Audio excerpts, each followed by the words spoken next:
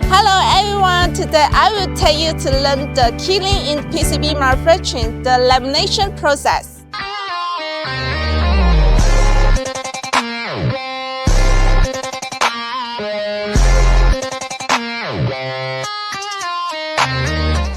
First, brown oxide treatment. A stylus oxide layer is formed on the copper surface through chemical treatment, which enhance the bonding strength between copper foil and the insulating material, prevent the elimination of bubbles during lamination, improve the mechanical strength and the reliability of the PCB, and ensure the stability of the multi-layer support structure.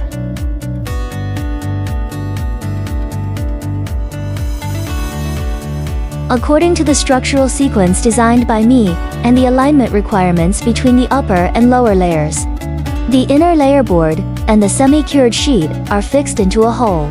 Then, based on the customer's documents, design the structure, precisely arrange the inner core board, PP sheets and copper foil, ensure the accuracy of interlayer alignment and the correct stacking sequence, avoid offset or lamination defects, and guarantee the interlayer bonding strength, thickness, consistency, and overall structural reliability of the PCB. Then, under the high temperatures and high pressure of the press, the PP resin fills the gap in the inner layers pattern, and finally solidify into a hole with a certain mechanical strength. Precisely drill positioning, marking holes on the circuit board. Through these holes, the equipment can accurately determine the position and direction of the circuit board, ensuring that the graphics of each layer precisely overlap during the manufacturing process and improving the manufacturing accuracy of the PCB board. Then, the laminated board is shaped into the size required by me, according to the production design.